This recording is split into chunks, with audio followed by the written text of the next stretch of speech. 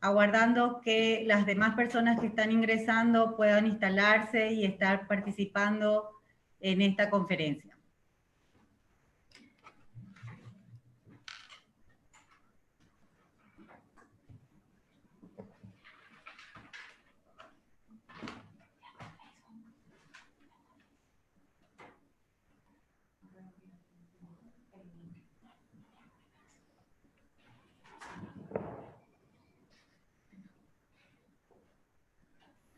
Empiezo, Cecilia.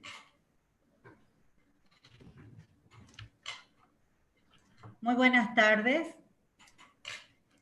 De vuelta, vamos a dar inicio a esta conferencia internacional, los principios UNIDROIT en la jurisprudencia de la Corte Suprema y tribunales de apelación.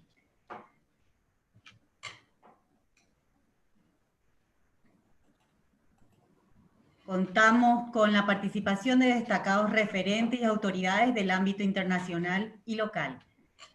Y en esta ocasión, este evento es organizado por el CEDEP, el Centro de Estudios de Derecho, Economía y Política, en conjunto con el Grupo de Estudios de Derecho Civil, y contamos con el apoyo de IJ Editores, el Colegio de Abogados, la Asociación Iberoamericana de Derecho Privado y la Corte Suprema de Justicia. Mi nombre es Carolina Silvero, soy directora ejecutiva del Centro de Estudios de Derecho, Economía y Política, el CEDEP, y les comento que es una organización constituida en Paraguay que encara proyectos jurídicos de capacitación e investigación de alto impacto transformador. Para el efecto, el CEDEP atrae a proyectos a protagonistas de debates jurídicos mundiales y regionales. Hace años, el CEDEP mantiene vinculaciones académicas con diversas organizaciones internacionales, entre ellas UNIDROIT. Ya nos cupo organizar la venida por primera vez en la historia de un anterior secretario general de UNIDROIT, el señor Ángelo Estrella Farías. En esta ocasión tendremos el honor de ser acompañados por el actual secretario general, Ignacio Tirado. El mismo será presentado por el profesor Francisco Segura, magnífico coordinador de este evento, quien también comentará brevemente acerca del Grupo de Estudios de Derecho Civil. Además, nos acompaña hoy el embajador Roberto Melgarejo, quien está al frente de la Embajada de Paraguay en Italia y quien dará unas palabras de inicio. Bienvenido, señor embajador. Muchas gracias, doctora. Es para mí un alto honor el poder brindar los saludos a todos los participantes de esta conferencia internacional sobre los principios de UNIDROIT en la jurisprudencia de la Corte Suprema y tribunales de apelación. En especial, un saludo cordial al secretario general de UNIDROIT, a don Ignacio Tirado, a los expositores, al profesor doctor Alberto Martínez Simón, presidente de la Corte Suprema de Justicia de la República del Paraguay, al profesor doctor José Moreno Rodríguez, miembro del Consejo de Gobierno de UNIDROIT, al profesor Francisco Segura, profesor de Derecho Civil, y quisiera aprovechar brevemente este espacio de tiempo que muy gentilmente me brindan en resaltar la importancia de la organización UNIDROIT como organismo intergubernamental independiente con sede en la ciudad de Roma, Italia, y su trascendencia que gravita en el rol de armonizar el derecho privado, aunque también ha demostrado tener suficiente músculo y ha demostrado una buena experiencia en el derecho público. Es también importante resaltar que en las normas de derecho transnacional y el derecho regulatorio tienen una larga trayectoria. Finalmente, quisiera alentar a nuestras autoridades y a la CEDEP a seguir recurriendo y apoyándose a UNIDROIT, y sobre todo como embajador de la República del Paraguay ante el gobierno italiano y el representante también ante UNIDROIT, estoy a disposición para ahondar más esta relación tan importante con este organismo para así fortalecer a nuestro Poder Judicial. Muchas gracias.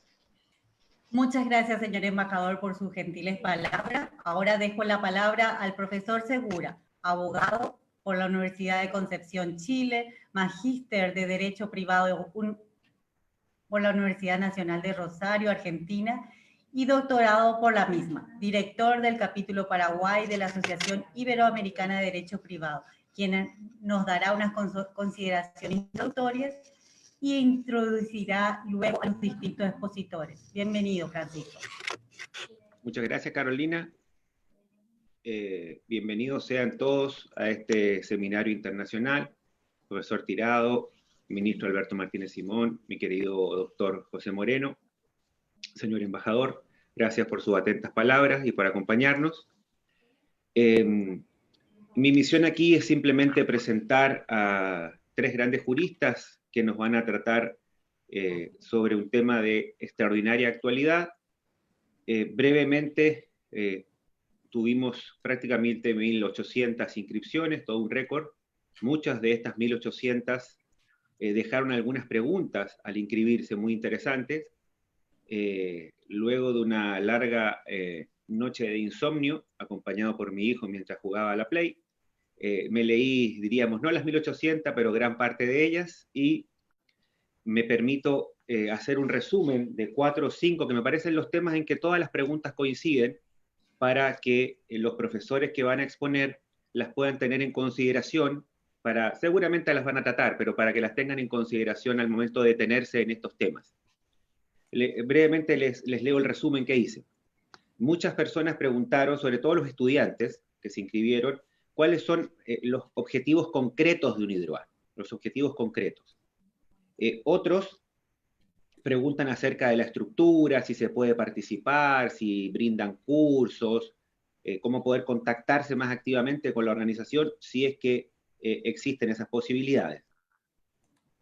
Otros preguntan, ya yendo a cosas más de fondo, preguntan acerca de cuál consideran los expositores, particularmente el doctor Tirado, que han sido los impactos más importantes de los trabajos de UNIDROIT en las legislaciones concretas. Repito, ¿cuáles son los impactos más importantes? ¿Qué destacaría el profesor Tirado del trabajo de UNIDROIT respecto al impacto en las legislaciones iberoamericanas, que es la parte que a nosotros más nos toca, ¿no es cierto? Y las otras preguntas, ya entrando a la profundidad del tema, es cómo está manejando UNIDROIT en el contexto de sus trabajos esta tensión, yo me atrevo a llamar la pequeña guerra de guerrillas que hay en el mundo, acerca de la tensión entre autonomía, clásico voluntarismo y dirigismo contractual, por un lado, y el problema casi capital en materia de interpretación e integración de los contratos entre buena fe objetiva y buena fe subjetiva. Y finalmente, y eso es fundamentalmente para varias preguntas para el doctor Alberto Martínez Simón, acerca de cómo él tomó la decisión, cómo se acercó a estos principios para aplicarlos por primera vez, siendo el primero en esa época camarista que los aplicó allá en el año 2013. Con eso cierro estos comentarios, resumen de las preguntas de quienes se han inscrito al seminario.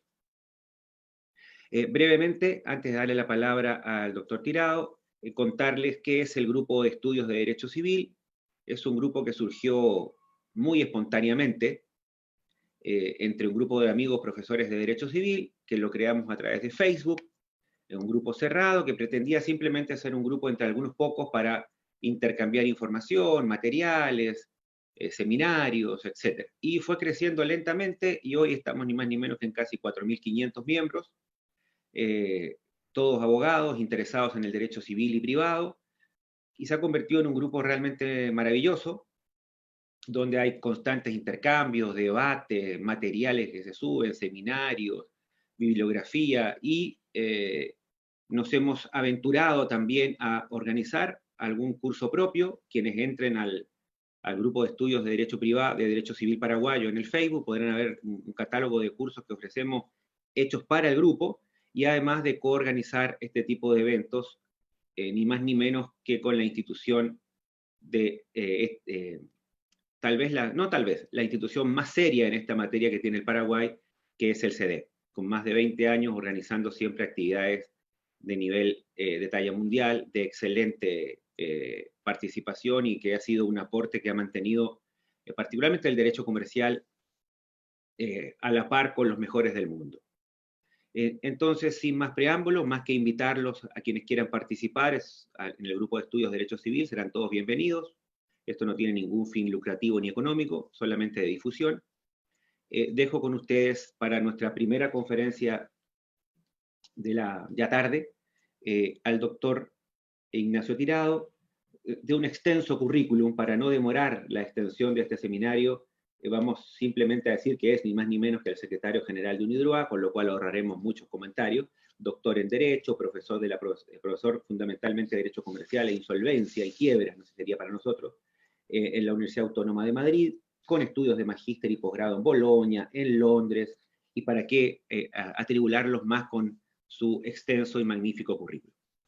Particularmente, doctor Tirado, un placer conocerlo. Yo he sido alumno suyo en seminarios virtuales, seguramente no me conoce porque con esto de la virtualidad ya no nos vemos las caras, pero he seguido siempre sus trabajos y para mí es un placer personal particular poder por primera vez participar en un evento en conjunto. Sin más preámbulos, los dejo para que disfruten la primera intervención de esta tarde. Muchas gracias. Muchas gracias, muy amable, un placer entonces que nos volvamos a ver, aunque sea de nuevo de manera virtual.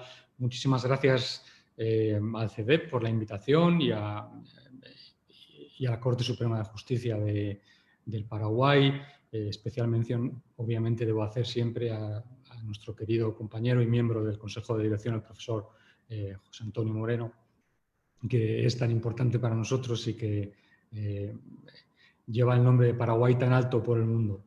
Muchísimas gracias por la invitación y por permitirme participar.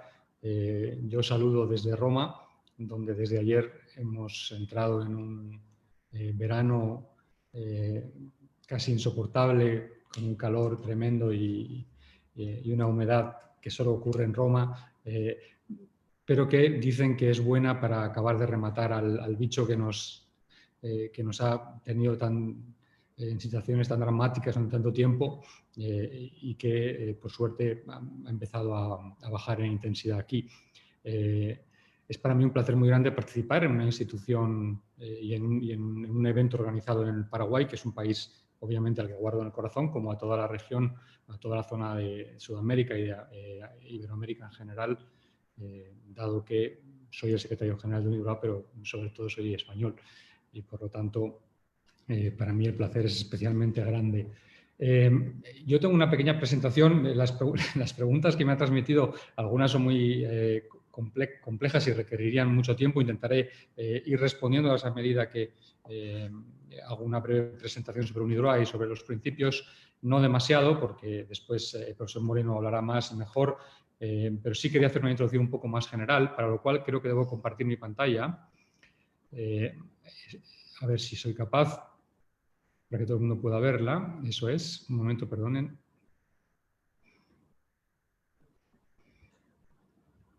Un segundín, con perdón por el problema técnico.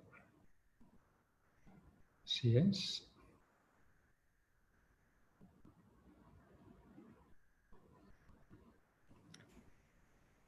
Y ahí estamos. Creo que ahora sí se puede ver. Bien. Esa foto que se ve, que no sé si están viendo, aunque me temo que los que están viéndolo por vídeo no la pueden ver, sino que me ven a mí, es UNIDROIT, obviamente hace 400 años, pero el edificio es el mismo y es un sitio donde están todos muy bienvenidos. A ver, brevemente, UNIDROIT es el Instituto Internacional para la Unificación del Derecho Privado. Es un instituto casi centenario. Se fundó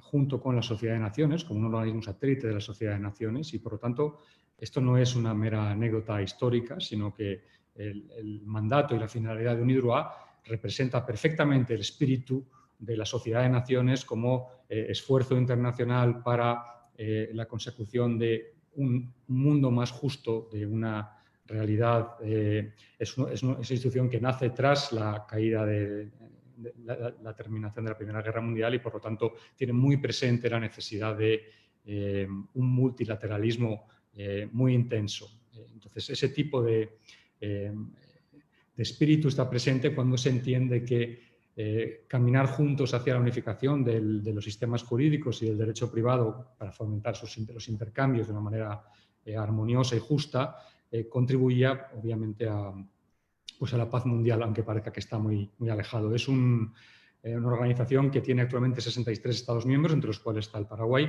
y es un Estado miembro muy activo y muy importante. 63 estados son solo más o menos un poco menos de un tercio de todos los estados que existen en el mundo. Sin embargo, nosotros en nuestros países está representada casi el 75% de la población mundial y más del 90% del Producto Interior Bruto mundial, con lo cual, aunque no somos pocos, por así decir, estamos muy bien avenidos, como se dice en mi tierra, y por lo tanto es un organismo que tiene una gran representación desde el punto de vista de sus miembros. Aquí hay una, si se pudiera ver la pantalla bien, se vería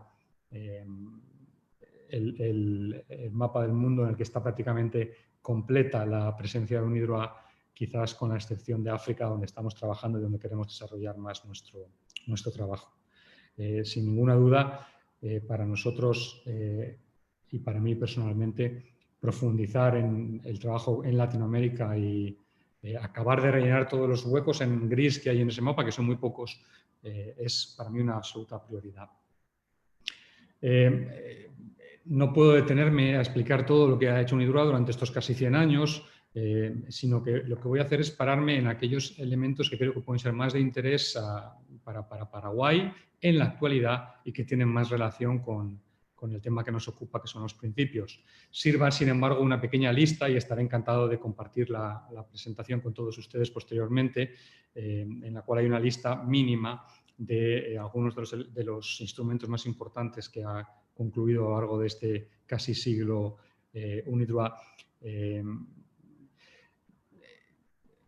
Hay de todo tipo, hay instrumentos vinculantes o leyes, tratados o convenios, o también hay, de manera cada vez más común y quizás cada vez más influyente, documentos de soft law o de derecho no aplicable, que sin embargo tiene una extraordinaria influencia posteriormente en las legislaciones nacionales, y es un poco hacia donde nos dirigimos en la actualidad. Y un buen ejemplo de ello son los principios de derecho de los contratos mercantiles internacionales o comerciales internacionales. Un primer elemento, un primer instrumento al que no puedo dejar de hacer referencia, aunque sea muy brevemente, es una de las mayores estrellas de nuestra constelación actual, que es el protocolo del Convenio de Ciudad del Cabo sobre bienes muebles de equipo, bienes de equipo de alto valor.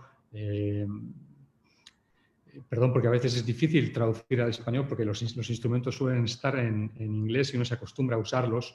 No quiero decir un título equivocado en el idioma, pero esta es más o menos la traducción. El Convenio de Ciudad del Cabo es un convenio que lo que hace es crea un sistema internacional, un tratado para facilitar el arrendamiento de bienes de equipo de alto valor, que tiene una serie de elementos caracterizadores muy importantes. Genera un tipo de garantía real solo, con un análisis funcional, es decir, no hay prendas, hipotecas, llámelo usted como quiera, sino hay un tipo solo de garantía que se inscribe en un registro internacional de manera muy rápida, eficiente, y que tiene unos mecanismos de funcionamiento y unas reglas de prioridad muy claras y que permiten a los acreedores tener una gran certeza de la recuperación de su crédito, porque la garantía recae sobre el activo que han ayudado a financiar. Esta alta seguridad jurídica por parte de los financiadores permite una reducción en el riesgo de la financiación y, por lo tanto, permite que quien antes no habría podido acceder a la financiación para adquirir uno de estos bienes de equipo pueda hacerlo, porque la reducción de riesgo le permite acceder a un precio más barato y, sobre todo, se incrementa la cantidad de financiación disponible. Hay en este momento ya 4 protocolos, porque el Convenio de Ciudad del Cabo se divide con 4, es una constelación de tratados. Hay un tratado general y después existen tratados individuales para el sector aeronáutico, del que Paraguay es parte, el sector del espacio, que todavía no ha entrado en vigor, el protocolo ferroviario, Rolling Stock, que tiene una gran importancia y que esperamos entre en vigor este año. Es quizás uno de los protocolos que más desarrollo va a tener en el futuro, porque va a permitir el desarrollo enorme del transporte ferroviario, que es un transporte verde y que está siendo apoyado en la actualidad tanto por Naciones Unidas como organismos regionales como la Unión Europea, para renovar el sistema de transporte de personas o de mercancías entre distintos países. Así que recuerden bien el protocolo ferroviario, porque es un instrumento de gran futuro. El último de todos, muy importante, recién aprobado en Pretoria, y con orgullo debo decir que Paraguay es uno de los firmantes, es el protocolo MAC, el protocolo que se refiere a bienes de tipo del sector minero, agrícola y de la construcción, y que va a permitir, sin ningún tipo de duda, el acceso a la financiación para la adquisición de maquinaria en los sectores agrícolas o en el sector de la construcción y minero, de gran importancia para toda la zona sudamericana, a un coste reducido. La importancia de esto es absolutamente total.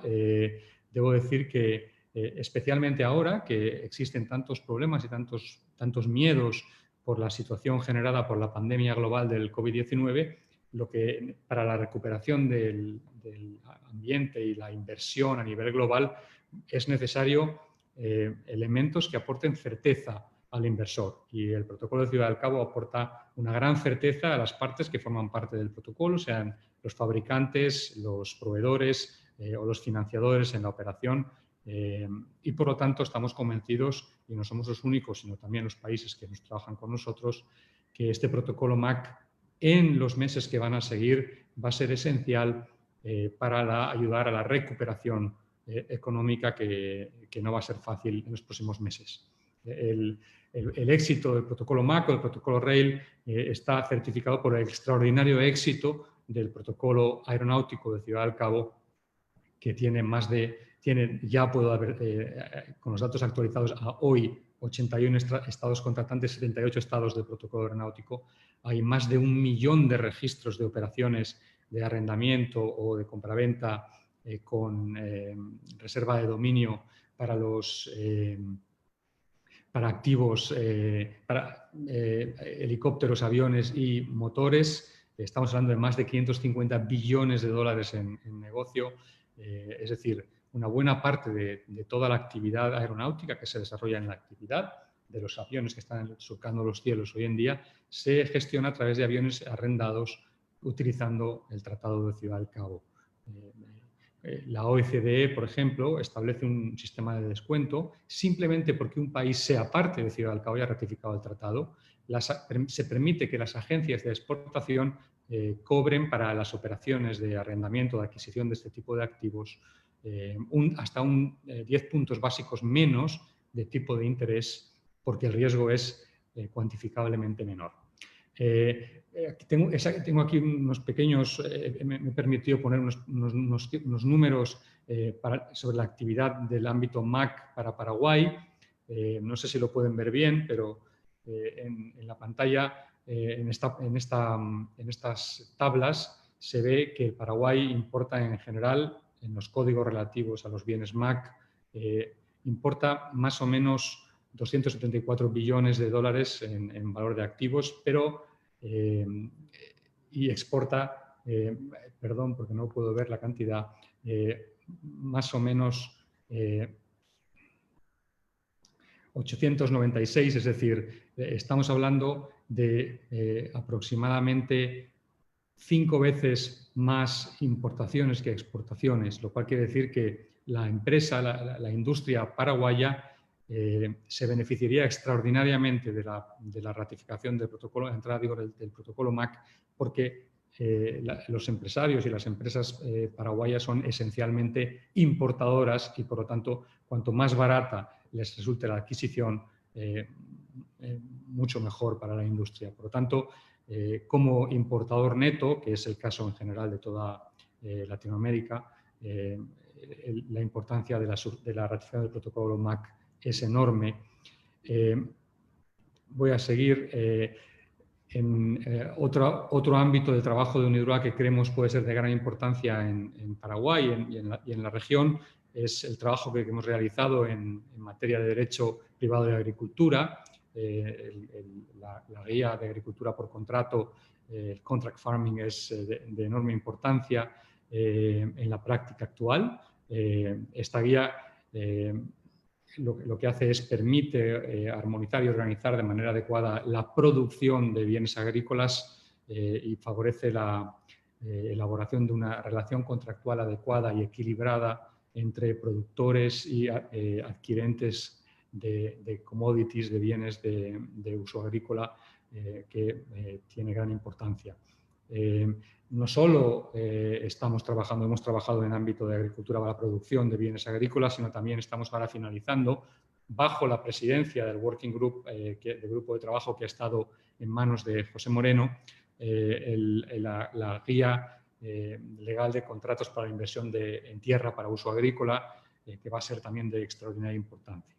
Estos son trabajos muy importantes y que pueden ser de gran utilidad en la práctica en el Paraguay, y estaré encantado de ampliar la información si tenemos tiempo. Muy brevemente termino y no voy a decir demasiado sobre los principios porque José Moreno va a hablar de ellos. Simplemente decir que los principios UNIDROIT, en su última versión, la de 2016, es una de las joyas de la corona de UNIDROIT.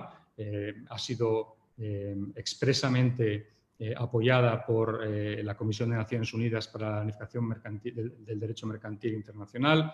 En la actualidad estamos a punto y es una pequeña primicia de anunciar y de comunicar el apoyo formal también de la Unión Internacional de los Abogados. El ICC, por ejemplo, ha utilizado también los principios y últimamente algunas de las cláusulas de ICC están basadas en los principios que han sido traducidos hasta 24 idiomas, lo cual da una idea de la importancia práctica de los mismos.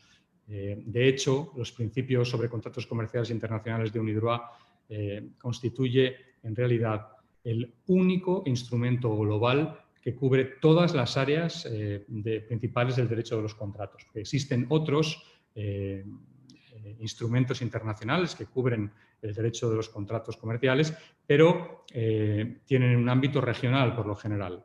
Por ejemplo, en Europa existen, también en Latinoamérica ahora mismo. Sin embargo, en el ámbito global es el único que nosotros sepamos que existe. Naturalmente está la Convención de Viena de UNCITRAL, pero la Convención de Viena se refiere solo a un tipo de contrato, mientras que los principios de UNIDROIT están referidos a todos los tipos de contratos comerciales. La utilidad de los principios UNIDROIT está en buena parte en el modo en que fueron redactados. Estamos hablando de muchas horas de trabajo de algunos de los principales expertos mundiales en derecho de los contratos, y lo que hace a los principios UNIDROIT especialmente importantes es su flexibilidad y su depurada técnica legislativa. Son principios muy precisos, como no puede ser de otra manera, teniendo en cuenta quién los elaboró junto con el secretariado. Estamos hablando, como decía, de los grandes expertos mundiales en la materia, pero sobre todo, y esto es muy importante, expertos que representaban todas las tradiciones jurídicas, tanto la de common law como los principios de derecho civil más tradicionales, europeos, latinoamericanos y de otros países y otras partes del mundo. Además, los expertos tenían también representantes de la academia, por supuesto, pero también representantes del mundo práctico de los contratos.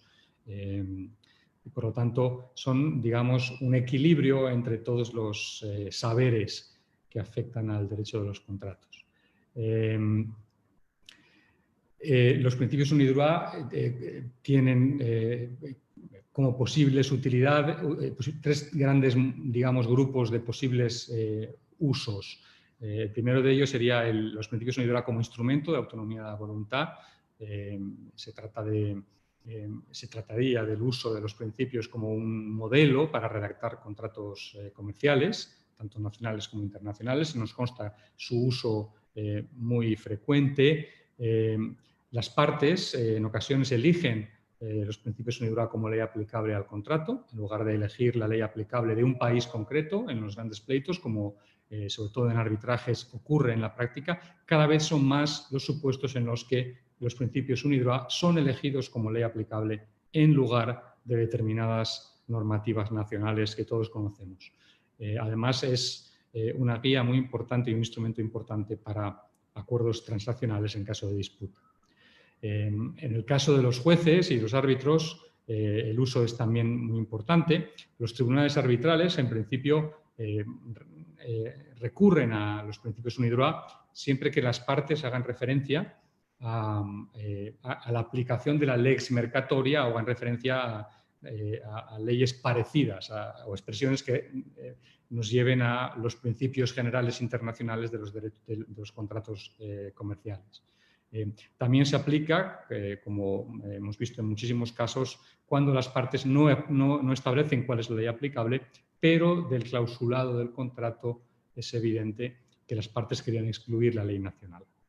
En todo caso, los principios se usan para interpretar el derecho uniforme y para interpretar el derecho nacional. Por último, un último elemento de gran importancia es el relativo a la influencia que los principios UNIDROIT tienen en las legislaciones, en los legisladores modernos. Muchos países que están en este momento reformando su derecho de sociedades, su derecho de contratos, están utilizando, y sus obligaciones de contratos en general, están utilizando los principios UNIDROIT como modelo. Y puedo abiertamente citar, sin ningún problema, las recientes reformas de países tan importantes como Francia, China o Rusia, que han seguido de manera casi literal algunas de las soluciones otorgadas por los principios UNIDROIT. Terminaré simplemente diciendo que en la actualidad estamos terminando una nota que esperamos sea importante en la práctica sobre la aplicación de los principios UNIDROIT a los problemas contractuales que están surgiendo en todo el mundo por el advenimiento de la crisis sanitaria del COVID, del virus, tanto del virus como, obviamente, de las medidas que los países están adoptando para luchar contra ese virus. Obviamente, la inmensa mayoría de los contratos están siendo afectados por una realidad que en algunos países ha directamente paralizado la actividad económica y, por lo tanto, se han producido supuestos o de fuerza mayor o de excesiva onerosidad, o hardship, que es como se trata en los principios. Los principios tienen un enfoque especialmente apto para solucionar este problema porque son especialmente flexibles en su aplicación y, por lo tanto, se permite a las partes la utilización sea de los principios, del principio relativo a fuerza mayor, sea el relativo a hardship o excesiva onerosidad. Pensamos que esa flexibilidad puede ser muy buena a la hora de redactar cláusulas y a la hora de solucionar las controversias que han surgido. Y desde ya termino agradeciendo de nuevo a todos la invitación y disculpándome por haber hablado un poquito más de lo que debía. Muchas gracias.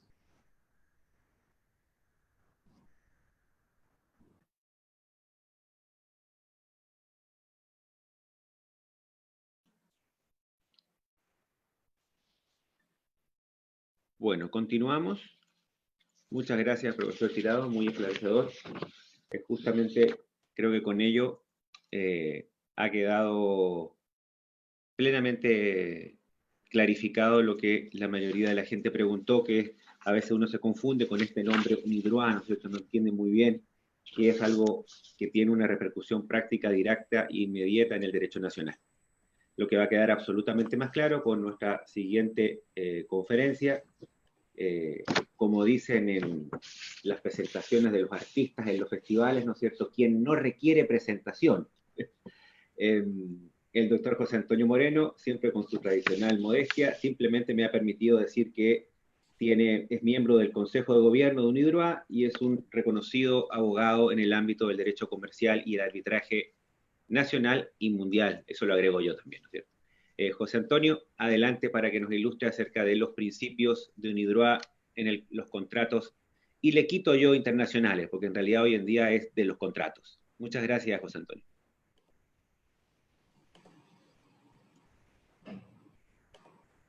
Muchas gracias, Francisco. Bueno, muy buenas tardes. Realmente es un honor para mí estar hoy aquí con con ustedes. Es un honor que el propio secretario general de UNIDROIT haya aceptado esta invitación de formar parte de este evento del día de hoy. También, obviamente, nuestro presidente de la Corte Suprema de Justicia, quien no solo es un reconocido magistrado, sino que también tiene una carrera académica admirable. Y no menos importante, obviamente, también la presencia del embajador paraguayo en Italia, Roberto Melgarejo, quien es un entusiasta de los esfuerzos que estamos haciendo para que el trabajo de UNIDROIT tenga siempre una mayor proyección en nuestro país. Y bueno, Francisco, también muchísimas gracias por tu generosidad de siempre, y hay que decirlo, eres el verdadero artífice de este evento del día de hoy. Bueno, yo le voy a hablar un poquito sobre los principios de UNIDROIT, comentando un poquito algunos antecedentes para finalmente hacer mención ya a precedentes jurisprudenciales paraguayos en concreto. El derecho privado que tenemos hasta la actualidad nos viene de Roma, y el derecho romano era un derecho de vocación universal, el jus gentium, destinado a regir a la humanidad civilizada de aquel entonces.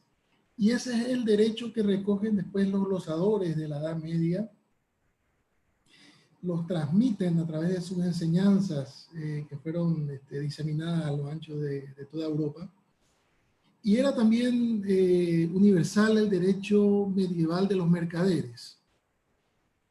Ese derecho universal recién se nacionaliza o se estatiza en el siglo XIX, con también la consolidación de las naciones-estados y con plena soberanía para legislar y juzgar. Entonces, a partir de entonces, contamos con códigos civiles, códigos de comercio, pero la idea, y aquí está la imagen de los 4 redactores del Código Civil francés, y particularmente Portalis en su discurso preliminar al código, deja muy en claro la idea que no era pretender agotar el derecho civil, el derecho privado en el Código Civil, sino simplemente sintetizar ese derecho común que andaba dando vueltas por entonces. Y de todos modos, el derecho común siempre debería servir como un factor muy importante con respecto a la labor interpretativa. Esa, sin embargo, no fue la visión de la Academia Francesa con posterioridad al proceso de codificación. De Molombe, un gran tratadista del siglo XIX, decía, por ejemplo, yo no publico un tratado de derecho civil, yo publico un tratado sobre el Código de Napoleón. Buñé decía, yo no conozco derecho civil, conozco el Código Napoleónico.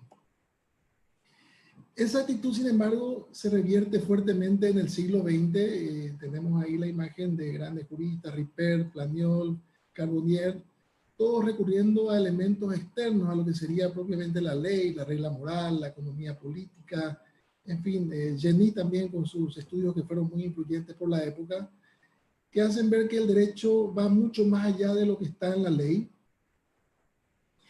Y ese proceso se consolida luego con la recepción de la jurisprudencia francesa de fuentes que están externas a lo que es propiamente la ley, a lo que es el Código Civil. Considérese, por ejemplo, que el Código Civil francés contenía solo 5 normas relativas a responsabilidad civil, algo que era comprensible en el año 1804, pero que luego con toda la revolución industrial y con todos los adelantos del siglo XX se volvió absolutamente inapropiado. Entonces hay todo un desarrollo jurisprudencial muy importante, y esa jurisprudencia se ampara de elementos externos, y la Corte de Casación, que suele ser muy parca, o al menos era muy parca en sus pronunciamientos, sin embargo fue teniendo muy particularmente en cuenta desarrollos del derecho comparado. Y eso llegó a un punto culminante cuando el entonces presidente de la Corte, Guy Ganivet, que está ahí en la imagen, firma un convenio con la Universidad de la Sorbona en París, por medio del cual el Instituto de Derecho Comparado de esa universidad le proveería de datos del derecho comparado importantes cuando la Corte tuviera un caso difícil que tuviera que evaluar cuestiones con respecto a las cuales ese derecho comparado podría resultar particularmente muy útil. Bueno, Francia, como bien lo ha relatado el señor secretario general, finalmente termina reformando su Código Civil en el año de 2016. Y obviamente para esa reforma ha sido muy importante insumo los principios UNIDROIT, según uno puede leer claramente en los trabajos preparatorios de dicho cuerpo legal, y según también uno puede ver reflejadas las soluciones de los principios UNIDROIT en este cuerpo normativo francés. El otro gran sistema moderno del derecho civil es el sistema alemán. Alemania demoró en la codificación del derecho recién a partir del año 1900 entra a regir el BGB, el Código Civil alemán. Alemania estuvo en el siglo XIX fuertemente imbuida de la doctrina y la metodología de Savigny, de una dogmática en lo que los franceses hacían en el siglo XIX de el silogismo a partir de normas, los alemanes hacían en el siglo XIX el silogismo a partir de dogmas. Y esa dogmática incluso llegó a ser muy importante para nosotros, trascendió Zachary, quien introdujo el Código Civil francés, alemán en Francia en el siglo XIX, y luego Aubry et Rowe, unos autores muy famosos que popularizaron e hicieron saber esas soluciones alemanas en su tratado muy célebre de derecho civil. Finalmente lo que termina ocurriendo es que esa dogmática alemana también pasa a ser muy influyente en todo lo que es el mundo del derecho civil. En el siglo XIX entonces teníamos un sistema en Alemania dogmático, formal, lógico. Ahí pongo la imagen de Winshade. Winshade fue uno de los codificadores del Código Civil alemán, una comisión que la presidía Planck. Y lo que dijo Winshade en un momento dado renuncia porque él quería que el código contuviera soluciones relativas a la teoría de la imprevisión o excesiva onerosidad o hardship. Y esa teoría fue desechada. Y Winshade dijo en su momento, bueno, echada por la puerta, esta teoría se reintroducirá por la ventana. Y es lo que efectivamente ocurrió porque luego, apenas unos años después, viene la Primera Guerra Mundial y prácticamente todos los contratos de derecho privado quedan sin sentido y finalmente tuvieron que ser objeto de revisiones, etc. Y la jurisprudencia desarrolla la teoría de la imprevisión, del hardship o de las bases, como conocen los alemanes, pese a que la metodología con la cual fue concebida el Código Civil alemán debió haber derivado a que el intérprete se centrara exclusivamente en el Código Civil alemán y en operaciones lógicas que se hicieran en torno al mismo. Sin embargo, esta jurisprudencia alemana, ya tempranera del siglo XX, empieza a buscar factores mucho más allá de la ley para la solución de los casos, en la búsqueda de soluciones equitativas y apropiadas de los casos de derecho privado. Luego se desarrolla toda una teoría de la jurisprudencia de intereses, Rummeling, Heck, Esser, etc. Finalmente, muy popular en Alemania, las enseñanzas del gran civilista Karl Larens, quien habla de una jurisprudencia de valores, de no mirar solamente las normas legales, sino también la combinación de valores en juego para arribar a soluciones justas en un caso dado. Y bueno, a nivel de la teoría más amplia del derecho son muy famosas y han llegado también aquí a Paraguay con mucha fuerza las enseñanzas de Robert Alexy, quien, bueno, en definitiva, abogaba, propugnaba por un pensamiento jurídico orientado en torno a principios. El derecho civil alemán entonces hoy día está preparado y está actuando de forma tal a que está abierto a recibir elementos interpretativos que van mucho más allá de lo que está meramente expresado en el Código Civil o en la ley. Y eso se ve reflejado en los tratados recientes de derecho privado alemán, que contienen todos estos elementos foráneos a la ley, por así decirlo, al punto tal que Rainer Zimmermann, un jurista muy prestigioso a nivel mundial, un jurista alemán, dice que en Alemania hoy día están vigentes los recursos interpretativos del derecho común. Es un derecho hoy día muy cosmopolita en lo que respecta a la búsqueda de soluciones de justicia que vayan más allá de la mera aplicación mecánica de la ley. Bueno, ahora llegamos a Paraguay, ahí está mi viejo Código Civil que usaba ya por el año 1986, cuando andaba por el segundo año de la carrera de Derecho. Este Código Civil obviamente viene precedido por el anteproyecto de Gasperi. Sin embargo, hay que decirlo que este anteproyecto fue trabajado por más de 20 años por una comisión de codificación, y de hecho muchas de las soluciones que uno encuentra en el derecho de las obligaciones y contratos en el Código Civil paraguayo no están inspiradas en normas que estaban incluidas en el anteproyecto de Gasperi, sino que vienen de otras fuentes. Vienen de una reforma argentina del año 1968 propiciada por Guillermo Borda, vienen también de un proyecto argentino que hubo en el año 1936, una comisión de notables en la que se encontraban Salvat, Martínez Paz, Lafaille, etc. En fin, este código nuestro usa fuentes de Gasperi, que fue también un jurista muy cosmopolita en su anteproyecto, que tiene notas al pie. Uno puede ver que él recurrió a distintas fuentes del derecho comparado. También se puede ver la notoria influencia de la metodología italiana y de las soluciones italianas en muchas de sus normas. La metodología, digo, porque lo que hizo de Gasperi es unificar el derecho civil y comercial en su código, y esa es la unificación que tenemos en nuestro código civil. ¿Y qué tenemos entonces nosotros? Tenemos un código civil que reconoce una diversidad muy heterogénea de fuentes, pero hay que decir también que en el mundo del derecho civil, y esto está muy estudiado, hay estudios ya de Ravel en Alemania de los años 30, hay estudios contemporáneos muy importantes como de Zweigart, de Cox, estudios de von Meren, de Gorley, etcétera, que demuestra que en las distintas jurisdicciones del derecho civil hay soluciones mixtas, pero que son realmente dos los grandes sistemas, de los cuales todos los demás no son sino hijitos, por así decirlo. Y esos dos grandes sistemas son el sistema alemán y el sistema francés. Así como también en el common law está muy estudiado hoy día que los dos grandes sistemas son el sistema inglés y el sistema norteamericano. Y bueno, nuestro Código Civil obviamente recibe una influencia muy fuerte de las soluciones francesas y alemanas, a veces directa y otras veces indirecta, a través de la recepción de estas soluciones en otros códigos que han servido de fuente de inspiración al nuestro. Nuestro Código Civil también recibe una influencia importante del Código Civil italiano, ya lo dije. Sin embargo, hay que decir aquí que nuevamente el Código Civil italiano está a su vez muy influenciado por soluciones que son o francesas o alemanas.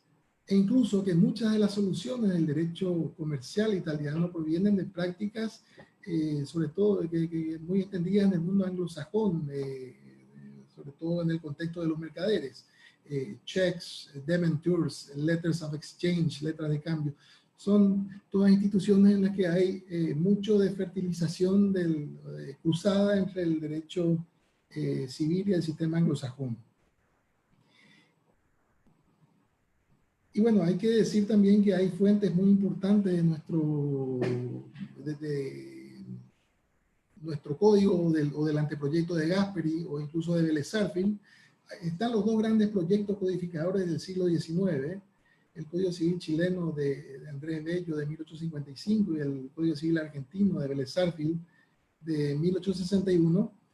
Y Andrés Bello vivió más de 2 años en Londres, o vivió varios años en Londres, trabajó más de 2 años con Jeremías Bentham, quien es el gran codificador inglés, o el que pretendió al menos que el derecho inglés fuera codificado en el siglo XIX. Y muchas de sus enseñanzas, de las enseñanzas de Bentham, están también reflejadas en las soluciones recogidas por Bello. Vélez-Sarsfield, a su vez, el autor del Código Civil argentino, ha sido fuertemente influenciado también por la doctrina, incluso el derecho americano. Él lo cita, por ejemplo, al juez Joseph Story, muy reconocido en los Estados Unidos en la época. Cita a autores escoceses, Mackenzie, cita a autores ingleses, etc. En fin, hay un cosmopolismo muy importante también en la codificación del siglo XIX que precede luego a la que se vio cristalizada en códigos más modernos como lo que nos ocupa hoy, el Código Civil paraguayo. Y el Código Civil paraguayo entonces proviene de una verdadera ensalada de fuentes. Y en la gran duda, la gran pregunta entonces se plantea con respecto a qué hacer en materia interpretativa cuando uno se encuentra con cuestiones difíciles o con cuestiones de posible solución dudosa. Y aquí, filosofando un poquito, yendo un poco más al terreno de la teoría del derecho, hay que decir que hoy día está muy claramente perfilada la diferencia entre principios y reglas. Los principios concebidos, ambos son normas jurídicas, sin embargo los principios jurídicos concebidos dentro de un nivel más amplio de abstracción, las reglas más puntuales, concretas. Y a su vez el Código Civil contiene estos principios y contiene reglas, y las reglas que contiene el Código Civil son a veces supletorias y a veces imperativas. O sea, a veces las reglas del Código Civil se aplican o deberían aplicarse sí o sí, y otras veces las soluciones que están ahí pueden ser dejadas de lado por acuerdo de partes. Y lo que ocurre en materia contractual es que gran parte de sus reglas, de las reglas del Código Civil en materia de contratos, pueden ser dejadas de lado por las partes. Y también ocurre que los principios prevalecen sobre las reglas supletorias. Entonces, ¿qué termina ocurriendo? Termina ocurriendo que los principios tienen un valor muy importante al momento de interpretar las cuestiones jurídicas complejas, dudosas o difíciles. Y los principios, bueno, tenemos varios en el Código Civil, obviamente la libertad contractual, el rebus sic stantibus, el orden público, la organización equitativa de intereses, en fin, tenemos una serie de principios, pero que son cajas amplias, cajas vacías en cierto sentido, a las que hay que darle un contenido concreto. Para dar contenido a los principios, obviamente uno puede recurrir a una serie de expedientes interpretativos, y entre ellos resalta uno particularmente muy importante, que es el uso del derecho comparado, buscar las fuentes del código, buscar también qué interpretaciones están teniendo esas normas en el mundo actual. Y bueno, un estudio de derecho comparado llevaría a que uno deba detenerse en distintos derechos nacionales con sus doctrinas, jurisprudencia, etcétera. Una labor obviamente muy complicada y no exenta de peligros en cuanto a hierros, ¿no? Entonces, esa es una alternativa. Y la otra alternativa es poder contar con un instrumento que sintetice las soluciones del derecho comparado en el mundo de nuestros días. Y eso es lo que ocurre con los principios UNIRWAT, a los que ya hizo una excelente alusión introductoria el profesor Tirado. Los principios UNIRWAT encapsulan este libro que fue publicado en Paraguay, ustedes lo pueden conseguir en Intercontinental Editora. Es un libro que encapsula el derecho comparado de nuestro tiempo. Lo hace luego de estudios ya de décadas y con la legitimidad de que participaron en el proceso los principales académicos del mundo por un lado, pero por otro lado también los estados a través de sus representaciones en UNIRWAT, distintas organizaciones con respecto a las cuales hubo interconsultas, se ha recurrido a bibliotecas de las mejores universidades. Es un texto que viene precedido realmente de mucho trabajo, de mucho debate, de mucha socialización, y eso es lo que lleva finalmente a que tenga el prestigio que tiene. Hoy día se lo considera como la máxima expresión del derecho contractual de nuestro tiempo, un instrumento que contiene las grandes soluciones con respecto a todo lo que nosotros conocemos en Paraguay como la parte general del derecho de contratos. Y estos principios, lo que uno encuentra en ese libro son algunos artículos. Esos artículos son muy parecidos a lo que uno puede encontrar en cualquier código civil.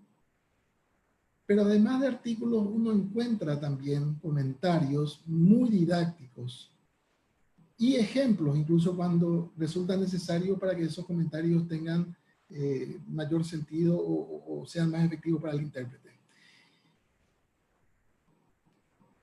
Los más viejitos recordaremos que el Código Civil argentino también tenía estos comentarios, notas al pie, ¿no? Obviamente, bueno, lo que hacen los principios UNIRWAT es contienen algo muy parecido. Uno puede encontrar entonces las soluciones bien concretas que se ofrecen en materia de derecho comparado, expresadas en reglas, en estos artículos de los principios UNIRWAT, y después uno puede encontrar comentarios y ejemplos que son sumamente útiles para el intérprete. Bueno, los principios sirven para varias cosas, esto ya lo ha explicado el profesor Tirado, y uno de los objetivos enunciados en esa diapositiva que está ahí, es el de que puedan ser utilizados para interpretar o complementar el derecho nacional. Está ahí casi al final, y sin embargo ha sido el uso más fecundo que han tenido los principios UNIRWAT en el mundo. Los principios UNIRWAT realmente están sirviendo para interpretar y reinterpretar derechos nacionales, al punto tal de que uno encuentra hoy en los distintos países libros de textos con respecto al derecho contractual, en los que continuamente las soluciones nacionales son objeto de reflexión a la luz de las soluciones del derecho comparado y muy particularmente los principios UNIRWAT. Y así se está enseñando hoy día el derecho en varias jurisdicciones, y en nuestro país particularmente, ahí puse el libro de texto mío, el que uso en la Facultad de Derecho de la Universidad Nacional de Asunción, y también el que uso en la escuela judicial de nuestro país, en la que se tiene incluso una materia expresa que es la interpretación internacionalizada del derecho privado. Dos estudios muy recientes, uno de la International Academy of Comparative Law, que es el máximo gremio académico mundial. Hay un estudio que hizo un relevo de los 5 continentes y del uso que están teniendo los principios UNIRWAT en los distintos países, y ha detectado que realmente es impresionante la cantidad de jueces, camaristas, miembros de corte, etcétera, que vienen recurriendo a los principios UNIRWAT en materia interpretativa. España, por ejemplo, registra más de 800 casos, según uno puede leer en el informe de la profesora Pilar Perales. También hay un estudio muy reciente de la International Bar Association, que es el máximo gremio mundial de abogados, y que es muy importante también porque este estudio potenciará a que estos principios también reciban una mayor utilización, no solamente en el derecho, en los derechos nacionales, sino también en el derecho de las vinculaciones transfronterizas. Se relaciona con UNIRWAT a través de una cooperación, una página Unilex, también administrada desde Roma, y uno puede ver hoy día en esa página Unilex, accesible muy fácilmente a través del enlace unilex.info, 22 casos reportados de Paraguay, y el primer caso reportado, o el primer caso de Paraguay, es uno del año 2013, en el que precisamente el profesor Martínez Simón, quien dará la conferencia de cierre hoy, ha sido el miembro preopinante y ha hecho unas apreciaciones impecables con respecto a cómo deberían, o la utilidad que tienen estos principios UNIRWAT a los efectos interpretativos. En este caso, el profesor Martínez Simón debía interpretar si el deber de cooperación o ese deber de ir un poco más allá de meramente lo que está estipulado en el contrato, incluso hasta incurriendo en ciertos gastos, si ese deber de cooperación es o no una derivación del principio de la buena fe. Esa es una cuestión controvertida y bueno, los principios de UNIRWAT contienen una solución muy clara, en el sentido de que sí el deber de cooperación es una derivación del principio de la buena fe, y el profesor Martínez Simón ha optado entonces por seguir la solución de los principios de UNIRWAT, en el entendimiento de que es una solución contenida en un documento con respecto al cual existe un amplio consenso a nivel mundial de que contiene las soluciones, las mejores soluciones, o al menos las más aceptables hoy día en el derecho comparado contractual. Es muy importante también el hecho de que la Corte Suprema ya en 4 ocasiones ha utilizado los principios UNIRWAT para distintos temas, e incluso en uno de ellos ha tenido que analizar una nulidad que se planteó porque una de las partes objetó que la Cámara de Apelaciones hubiera usado los principios UNIRWAD a los efectos interpretativos. Y la Corte Suprema dice, no, los principios UNIRWAD fueron bien utilizados porque no fueron la única base de la decisión, sino que finalmente lo que hicieron fue servir como una herramienta coadyuvante en la labor interpretativa de los camaristas. Entonces son 4 fallos de la Corte, son más de 20 fallos de Cámara, y bueno, en tiempos del COVID también estos principios pueden ser sumamente importantes, tienen soluciones en materia de fuerza mayor o hecho del príncipe, soluciones en materia de imprevisión o hardship, que pueden ser muy importantes, sobre todo ante derechos como el nuestro, que en estas cuestiones se muestran parcos en lo que respecta a las soluciones, a las normas jurídicas respectivas. Por ejemplo, la imprevisión que está regulada en el artículo 672, esa norma no resuelve una cantidad de cuestiones, por ejemplo, las relativas a la adaptación del contrato, y en ese sentido los principios UNIRWAD pueden resultar realmente una herramienta sumamente valiosa a los efectos interpretativos.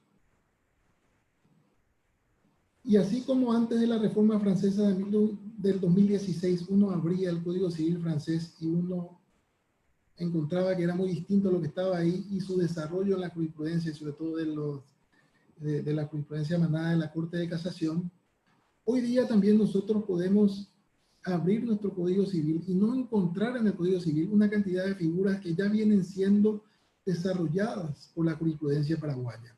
Obligaciones de medio de resultado, deber de cooperación, doctrina de los actos propios, toda esta numeración que está ahí en pantalla, son todos desarrollos jurisprudenciales, y en casos en los que también nuestros jugadores han hecho una muy feliz utilización de los principios UNIRWAD para finalmente llegar a soluciones que son muy apropiadas y muy equitativas con respecto a los casos concretos presentados. Son soluciones que han sido ponderadas en artículos que se han escrito al respecto, etc.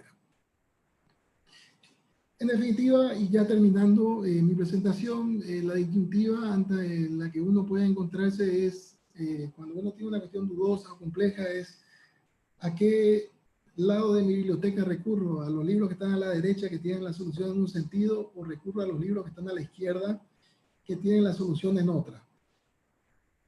Y bueno, mucho mejor que eso, ¿no les parece? Y dejo instalada esta pregunta. No es hacer lo que están haciendo varios de los jueces paraguayos, que es tomar a los principios UNIRWAD como máxima expresión del derecho contractual comparado y utilizar esos principios UNIRWAD en su labor interpretativa.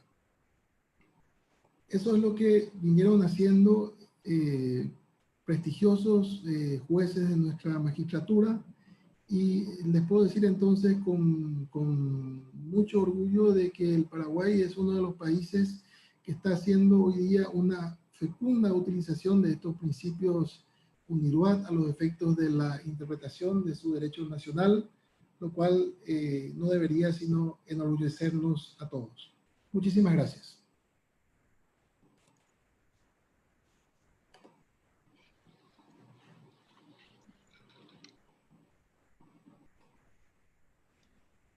Muchas gracias, profesor Moreno, por la claridad de la exposición. La verdad que ha quedado, pero muy claro. No creo que sea necesario reiterar las preguntas que han hecho muchos de nuestros inscritos, porque justamente la mayoría, por no decir todas, han quedado clarificadas en esta exposición lineal que se ha hecho también. Finalmente, para terminar nuestro seminario del día, la última exposición estará a cargo del señor ministro, actual presidente de la Corte Suprema de Justicia, doctor Alberto Martínez Simón. Obviamente, como hay personas y bastantes que nos están viendo de fuera de las fronteras del Paraguay, el doctor Simón es doctor en Derecho, destacadísimo civilista nacional, profesor de doctorados de diversas universidades. Hace un año y poco es ministro de la Corte Suprema, miembro de la Sala Civil, y por este año su presidente. Digamos que le han tocado un desafío mayúsculo por los desafíos que está provocando esta manera nueva de vivir, y creo que en eso no hay dos opiniones, los está superando con un éxito notable. Y además, y es tal vez lo más importante de todo, así como fue antes de ser miembro de la Corte, sigue siendo exactamente la misma persona que siempre está dispuesta a concurrir al llamado del derecho, al llamado de la academia, sin ningún interés más que contribuir. Y creo que ese es un valor que supera cualquier otro. Así que, con mucho gusto y orgullo personal, les dejo para cerrar el seminario del doctor Alberto Martínez. Con una pregunta que me pareció interesante, doctor, como hay muchos estudiantes, de las que resumí al comienzo, una que creo que en particular sería bueno que nos dedicara, aunque sea un minutito, que fue preguntarle, varios preguntaron cómo usted llegó a estos principios y se decidió aplicarlos la primera vez. Eso sería importante. Muchas gracias, doctor, y queda usted con el uso de la palabra. Muchas gracias, doctor Segura. Un saludo al doctor José Moreno Rodríguez y un saludo a todos los que nos acompañan en la jornada de hoy. Realmente un agradecimiento señalado al doctor Segura por esta nueva invitación a participar de una de las tantas actividades que él viene desarrollando frecuentemente en el ámbito académico acá en nuestro país. Sorprendido por este tema tan interesante, de tanto interés actualmente. Y realmente, para empezar por el principio, por esta pregunta que planteó Francisco, los principios de UNIDROIT eran algo que estaban siempre flotando por el ambiente hasta que me tocó en suerte resolver un caso, el que justamente José expuso la parte correspondiente, incluso la cápite con el título del juicio. Yo siempre tuve un equipo de asistentes, muchachos y chicas muy dedicados, muy estudiosos. Uno de ellos, tengo que mencionarlo en el recuerdo con mucho afecto, Marco Tazú, hoy día un gran profesional del derecho con radicación en Estados Unidos. Formaba parte del equipo de negociación, del equipo de competencia en negociación sobre temas de UNIDROIT por la Universidad Nacional de Asunción. El entrenador de ese equipo era José Moreno, y cuando nos tocó en suerte resolver aquel caso, nos abocamos con Marco Tazú a la resolución, a la preparación de la resolución, y vimos la posibilidad cierta de fundar nuestro fallo en cuestiones que son, digamos, tratadas muy puntualmente, muy claramente a través de UNIDROIT. Y a partir de ahí el estudio se fue, digamos, haciendo, no sé si más profundo o más reiterado, porque realmente encontramos en todo el desarrollo normativo que hace UNIDROIT una gran ayuda, una gran colaboración para completar lagunas, para interpretar mejor todo esto que hay que interpretar cuando uno tiene que resolver alguna causa vinculada a los contratos, y principalmente como auxilio que tenemos que tener los jueces en todo tipo de puntos que vamos tocando cuando tenemos un caso vinculado a una relación contractual. Hoy día no quiero hacer ni mucho menos, no tengo la pretensión de hacer ni mucho menos algo, digamos, medianamente abarcante, porque en realidad este tema de UNIDROIT es un tema muy técnico que quienes antecedieron en el uso de esta palestra virtual creo que han expuesto con suficiencia todo lo relativo a este tema. Nada más querría hacer referencia a algunos artículos de UNIDROIT que son muy interesantes y que están muy fuertemente vinculados a varios artículos de nuestro Código Civil. Quiero empezar por un artículo de UNIDROIT, que es el artículo 1.7 del deber de buena fe y lealtad negocial, donde dice básicamente: las partes deben actuar con buena fe y lealtad negocial en el comercio internacional. Y el punto 2 dice: las partes no pueden excluir y limitar este deber. Cuando hablamos de la buena fe, a mí me surge muy claramente que estamos en presencia de un principio general del derecho civil. Y cuando nos remontamos a qué son los principios generales del derecho, a mí siempre me cabía aquella fórmula, aquella definición que decían que los principios generales del derecho son esas verdades universales o de validez universal que son aplicables y que sirven de fundamento y límite a todo sistema jurídico. Y me quedaba así muy etérea la figura, con falta de asunción en el campo material, en el campo físico. Y pensaba yo, ¿cuál podría ser un principio general del derecho? Es decir, aquel principio de validez universal, aplicable transversalmente a todos los ámbitos. Y realmente el concepto me sigue esforzando hasta hoy día, porque habría que encontrar dentro de las particularidades de cada ámbito del derecho ese principio que pueda ser aplicable a todos, exactamente a todos por igual. Uno podría decir, remontándose puntualmente, podría decir, bueno, a lo mejor pensemos en la igualdad. Y nos damos cuenta que realmente la igualdad, si bien es un principio constitucional y está puntualmente establecido muy claramente en varios artículos de la Constitución, en uno puntualmente, nos lleva nuevamente a pensar si es enteramente aplicable a todos los ámbitos del derecho como para considerarlo un principio general del derecho.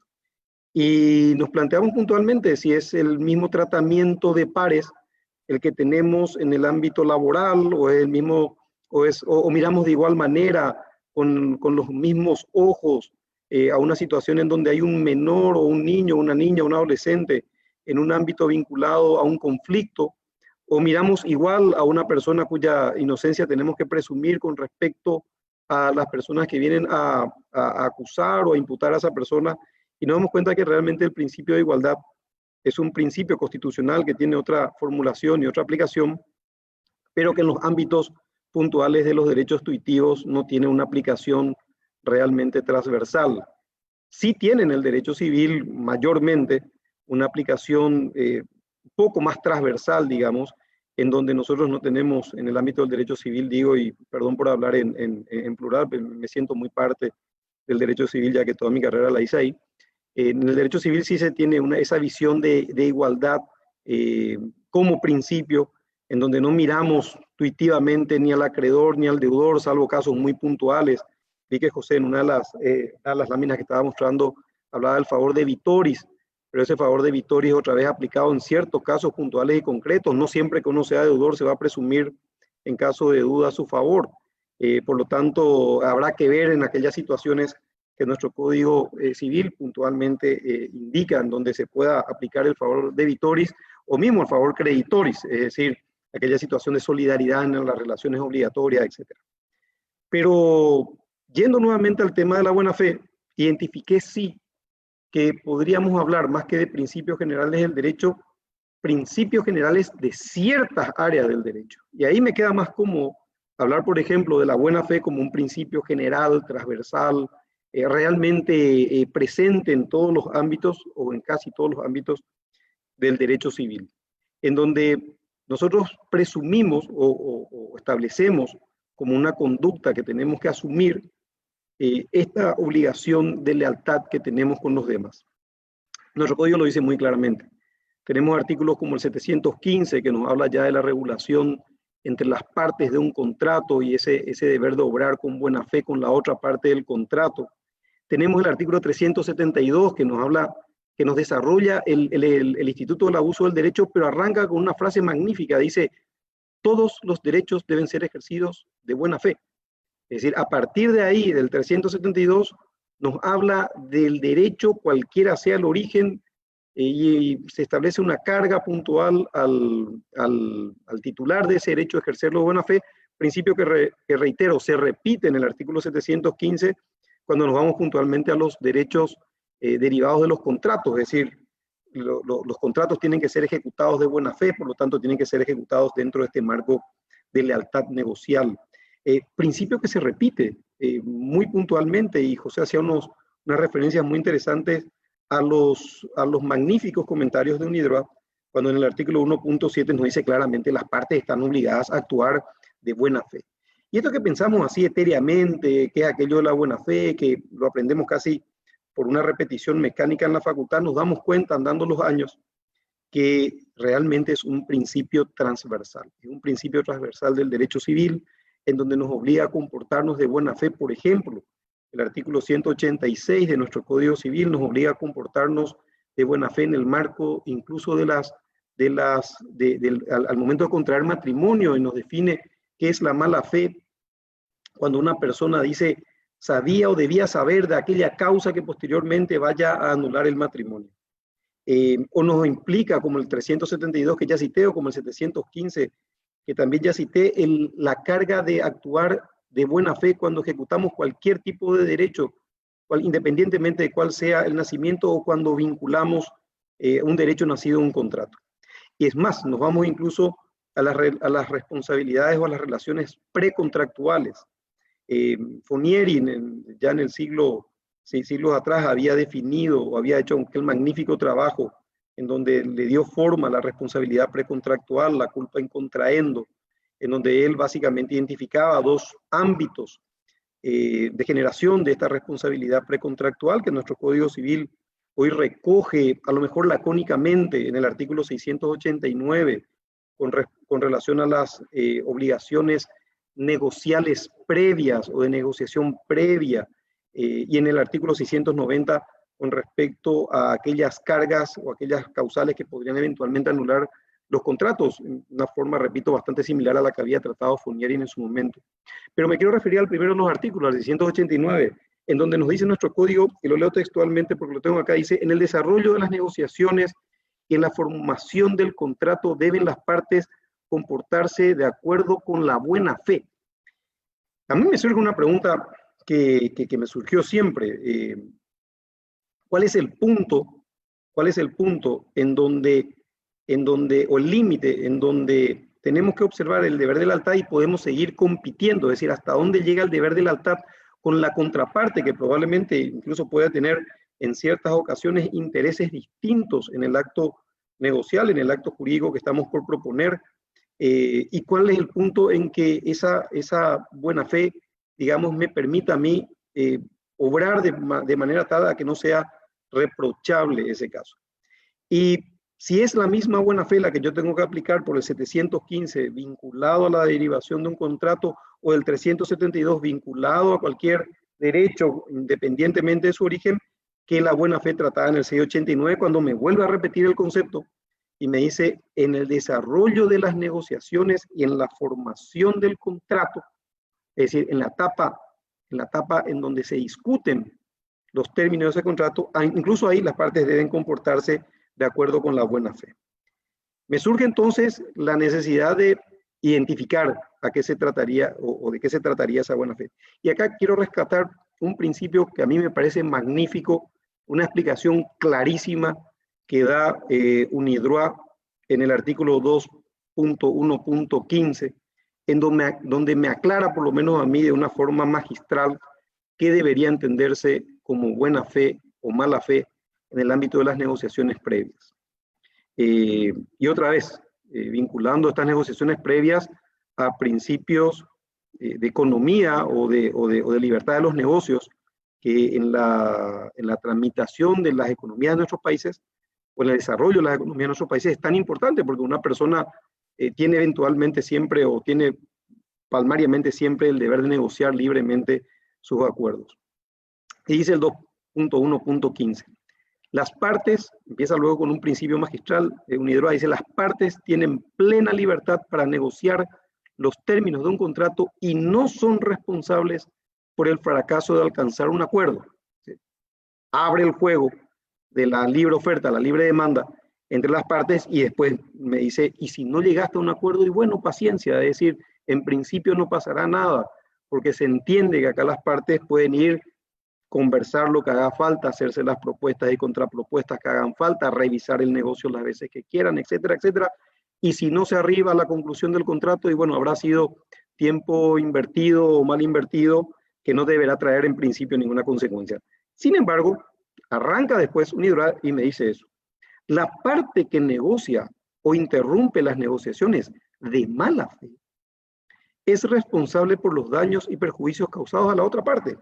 Y ahí entramos, ojo, es decir, podemos negociar libremente siempre y cuando lo hagamos dentro del parámetro de buena fe, es decir, con el deber de lealtad incluso propio en la conversación aún previa al contrato.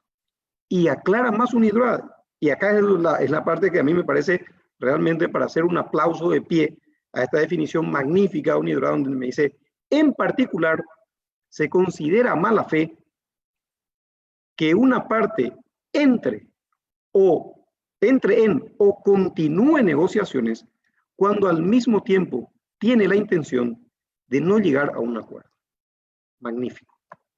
La definición, repito, a mí me cuadra perfectamente y me sirve muchísimo para entender el concepto del Código Paraguayo en el artículo 689, en donde me ordena que en la negociación previa al contrato, la parte negociante debe comportarse de buena fe, porque me define la otra cara de la moneda UNIDROIT, que es la mala fe, y me dice, cuando entres o continúes negociaciones sabiendo que no vas a concluir el contrato, esa conducta es de mala fe. Y me parece magistral esa definición. Es decir, a mí me sirve o me serviría eventualmente como juez paraguayo para aplicar o no una obligación indemnizatoria a una parte que negoció y que no terminó concluyendo. Mala fe que no voy a presumir, mala fe que me la van a tener que probar muy bien, siendo juez, digo, para que otorgue una indemnización, porque el principio general es el de inciso 1 de este artículo 2.1.15. Las partes tienen la libertad de negociar y si no llegan a un acuerdo, si la negociación fracasó, no son responsables en principio de ese fracaso. Obviamente en el presupuesto de que hayan obrado de buena fe. Otra cuestión que me parece magnífica de parte de UNIDROIT, y realmente hay que también aplaudir la redacción y el soporte que le puede dar UNIDROIT a los ámbitos que nosotros, los jueces paraguayos, nos vemos muy compelidos a resolver. Muchas veces, algo que mencionó también José en el gráfico que expuso, son las obligaciones de medios y de resultados. Estas obligaciones de medios y de resultados, derivado de un larguísimo proceso de estudio doctrinario que yo creo que tuvo su consagración realmente o su fórmula definitiva en aquella obra magnífica de René de Mock de 1925, en donde él en su tratado de obligaciones había refutado la tesis dualista. Él era monista, René de Mock era monista, y a través de las obligaciones de medios resultados estaba refutando las posiciones de los dualistas, y quedó esa clasificación de medios resultados, la usamos muchísimo hoy día, a pesar, como bien señaló José Moreno en su exposición, a pesar que no tengamos una diagramación normativa dentro de nuestro Código Civil, la aplicamos. El Código Civil y Comercial argentino, el nuevo, el que reemplazó al Código de Vélez, del año 2015, tiene artículos que hacen una referencia expresa e inequívoca a las obligaciones de medios resultados. UNIDROIT tiene unas referencias específicas a las obligaciones de medios resultados, lo que a mí me da la pauta, y esta es una discusión académica de larga data que ya estoy sosteniendo con el doctor Francisco Segura, sobre la vigencia, yo sostengo que sí, sobre la vigencia y la utilidad puntualmente de estas obligaciones. Nos dice, y leo también nuevamente el artículo 5.1.4 de UNIDROIT, que nos dice: obligación de resultado y obligación de emplear los mejores esfuerzos. Hasta me gusta la frase, pues emplear los mejores esfuerzos refiriéndose a las obligaciones de medios. Dice, 1. En la medida en que la obligación de una de las partes implique un deber de alcanzar un resultado específico, esa parte está obligada a alcanzar dicho resultado. Acá ya no hablamos de culpa, de negligencia, de diligencia, ni de nada de eso. Es o conseguís o conseguís. Y si no conseguís, tenés que probar un hecho interruptivo externo, una imposibilidad de pago que venga de afuera, caso fortuito, fuerza mayor o culpa de un tercero, por el cual exonerarte de aquellas obligaciones o aquellas consecuencias jurídicas derivadas de la falta de cumplimiento de esta obligación. Dice 2.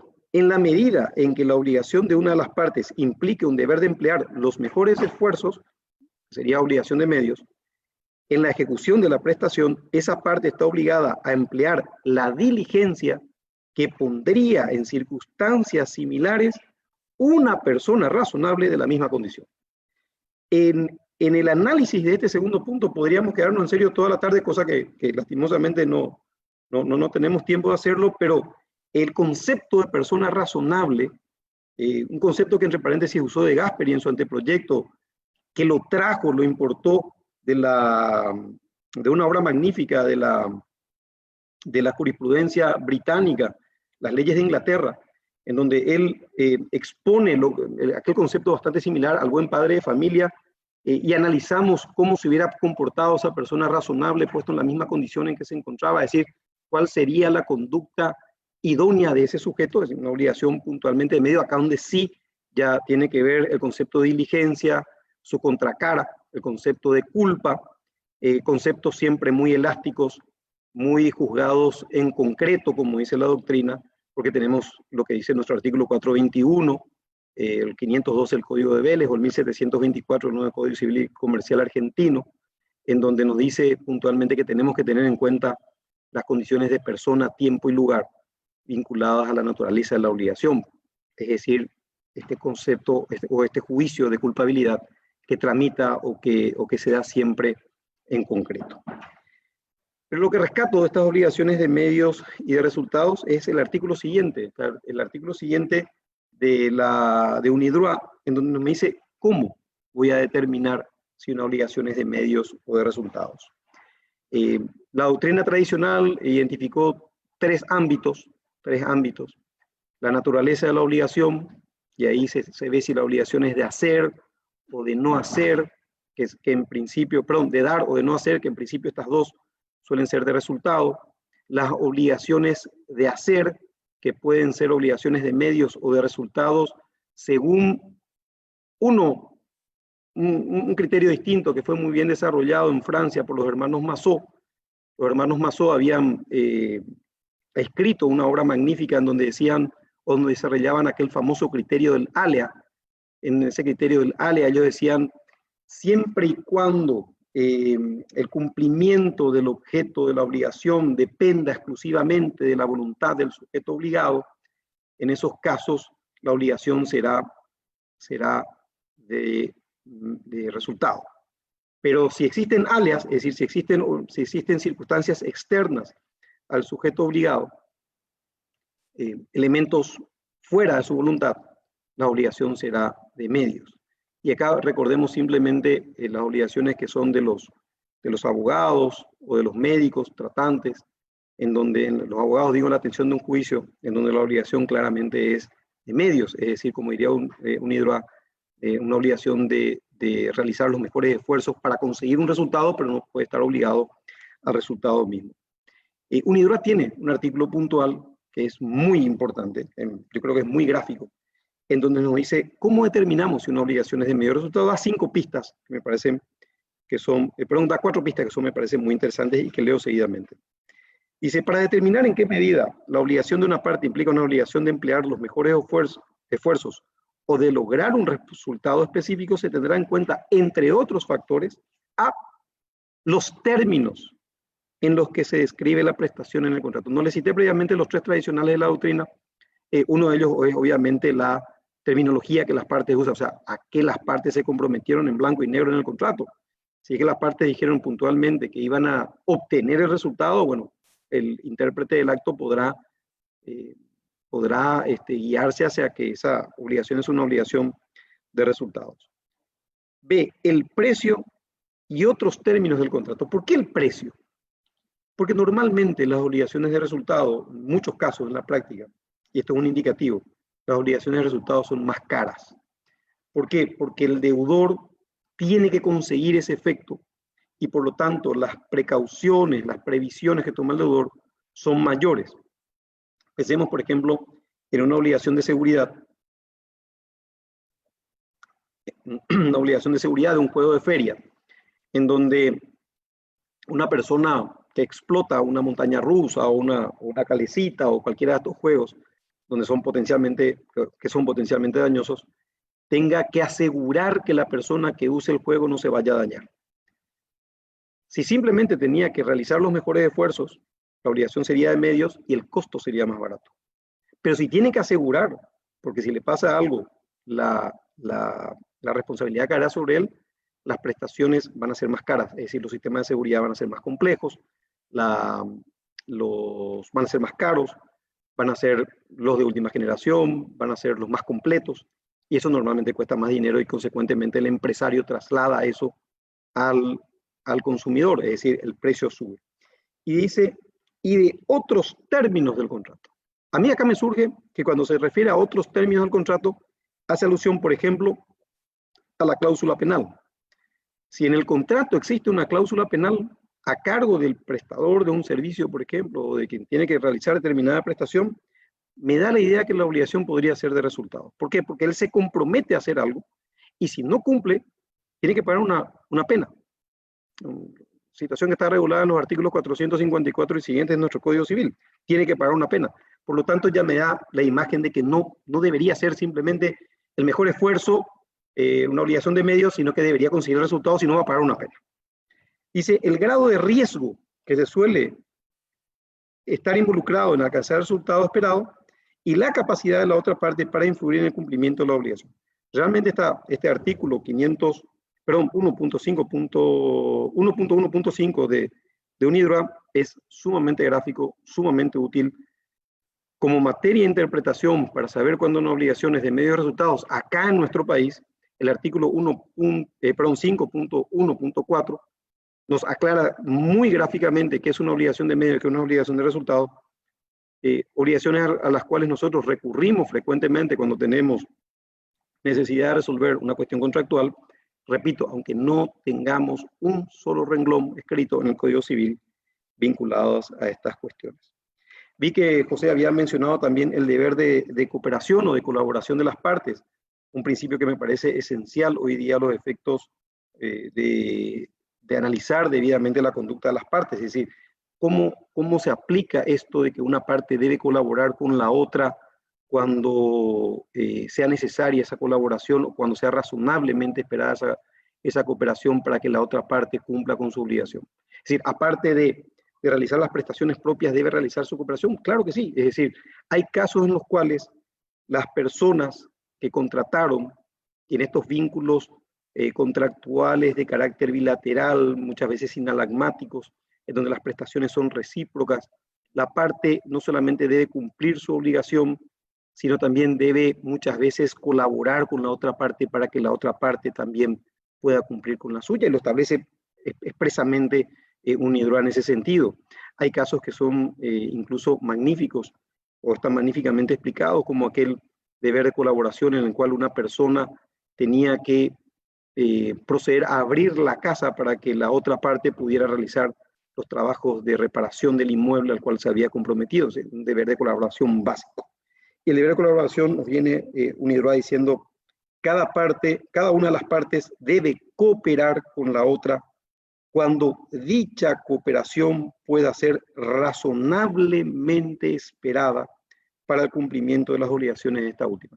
Y acá una palabra que luce sola, lo de razonablemente esperada. Es decir, estamos no solamente en el ámbito de lo que las partes pactaron, sino de aquellas consecuencias incluso virtualmente comprendidas, consecuencias que están previstas en nuestra ley, dicho sea de paso, cuando esas obligaciones virtualmente comprendidas estén, digamos, dentro del ámbito de lo que razonablemente una de las partes debe realizar.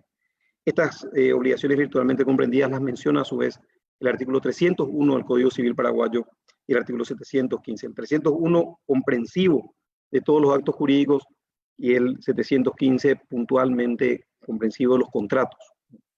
Pero este tema de la razonabilidad me parece de fundamental importancia, porque ahí el juez se va a poner a analizar cuándo es razonable esperar que una de las partes, a pesar de ser acreedora a la prestación esencial de la otra, deba, además de haber pagado la contraprestación correspondiente, también colaborar para que la otra parte pueda prestar la propia.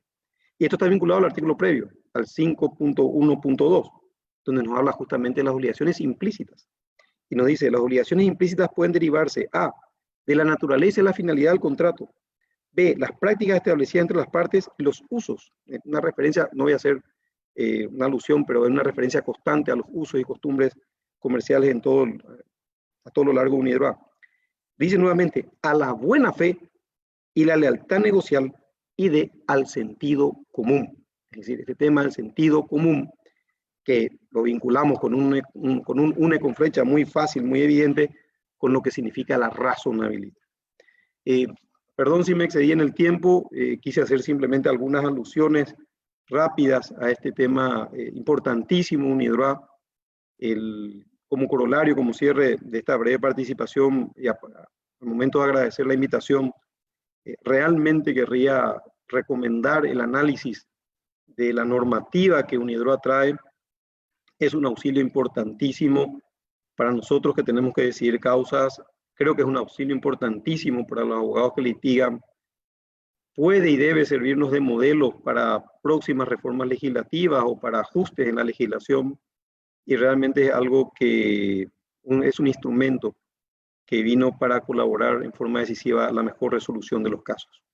Agradezco muchísimo, doctor Segura, la invitación. Un saludo cordial al querido doctor José Moreno y a todos los presentes. Muchas gracias.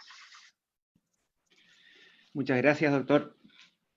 Estuvo brillante, pero no puedo dejar pasar la oportunidad de decir que las obligaciones de medio de resultado no existen. Bueno, pero eso será para otra oportunidad. Bueno, muchas gracias a todos los asistentes. En unos segundos le entrego la palabra a la señora gerenta del CEDEP, que ha sido la verdadera organizadora de este evento en cuanto a la parte técnica, que ha sido un éxito rotundo, Carolina Silvero. Unos breves momentos a título de cierre. Brevemente recordar que todas las conferencias han sido muy claras en este sentido. Cuando hablamos de los principios de UNIDROIT, no es un invento de 4 personas allá en Europa, sino es que es el resultado de un trabajo de más de 60 países, de expertos de todo el mundo. Entonces puede ser que como principio escrito en un papel no podamos decir, mire, es obligatorio, no es obligatorio, úselo o no use, sino que todo operador del derecho debe entenderlos como algo que dijo muy claramente el doctor Martínez Simón. A veces uno se enfrenta a conceptos abstractos, la buena fe, el enriquecimiento, el abuso, bueno, y dice, ¿qué hay adentro de este concepto? ¿Qué hay adentro? ¿Qué significa? ¿Hasta dónde lo llevo? Y UNIDROIT en eso es una guía casi imprescindible. Es más, muchas veces podemos aplicarlos incluso sin mencionarlos. Simplemente decimos, por buena fe entendemos tal cosa, y entendemos lo que ya UNIDROIT entiende. Entonces, su utilidad es múltiple y creo que ha quedado clarísimo para todos los que han participado. Y además, otro tema en que UNIDROIT es una guía muy importante, también lo mencionó tanto José Moreno como el doctor Martínez Simón, el famoso y tan tenso tema de la buena fe hoy en día. ¿Cuánto de objetivo y cuánto de subjetivo? Particularmente para quienes son jueces. ¿Cuánto podemos indagar acerca de la ética de los contratantes y cuánto esto es un problema puramente objetivo de números o de conductas objetivas? Incluso aquí hay posiciones muy radicales. Está por un lado, por ejemplo, la jurisprudencia argentina, que suele tender mucho a investigar la ética de los contratantes, por ejemplo, las opiniones muy radicales de Aida Kamelmacher de Carlucci. O está en el otro extremo alguna jurisprudencia norteamericana que le ha llamado a la buena fe el canon loser, el canon de los perdedores. Así de extrema es esta discusión. Y creo que en buscar un punto medio, un punto de equilibrio, UNIDROIT es indudablemente una herramienta imprescindible. Con estas expresiones de cierre, simplemente terminar nuestro seminario y quiero destacar una última cosita. Tenemos aquí al profesor Tirado, una eminencia mundial en esta materia, José Antonio Moreno, tal vez uno de los juristas latinoamericanos más importantes, si no uno de los más importantes, el más importante en derecho comercial, por su participación, a un presidente de la Corte Suprema de Justicia, y todos envían el mismo mensaje. Podrían estar en sus casas, almorzando, digamos, no le agrega mucho a su currículum o a su patrimonio estas actividades. Sin embargo, están ahí, y siempre quiero transmitir las palabras del maestro que a mí me formó, el profesor chileno Daniel Peñiglillo, que tenía un hablar muy particular. Me decía, mire don Pancho, porque así me decía, mire don Pancho, lo importante cuando uno muera es haber dejado algunas llamas encendidas. Y eso yo creo que es lo que todos ustedes han hecho hoy en día. Muchas gracias y cedo la palabra a Carolina Silvero. Muchas gracias, Francisco, al doctor Tirado, al doctor Martínez Simón, al doctor Moreno Rodríguez y a ti, Francisco, por esta brillante coordinación de este panel. Y encantados nosotros del CEDEP de tener esta oportunidad de tenerle a tantas brillantes mentes del mundo jurídico con temas tan importantes. Nada más que agradecer a todos los que han participado, al tiempo que han dedicado a esta actividad, y desde el CEDEP y desde el grupo de estudio, una vez más, muchas gracias por estar presentes y atentos a esta invitación y a siguientes que vendrán seguro. Muchas gracias a todos. Y muy buenas tardes.